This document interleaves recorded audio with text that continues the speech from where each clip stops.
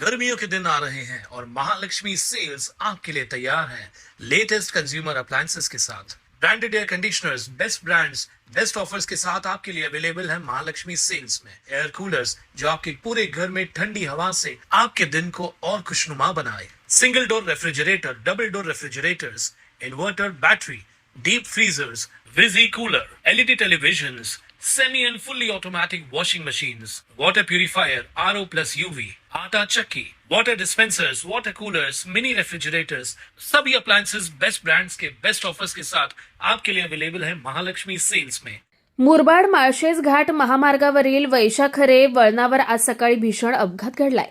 ST bus आणि Scorpio कारची समोरासमोर जोरदार धडक होऊन 4 जणांचा मृत्यू झालाय।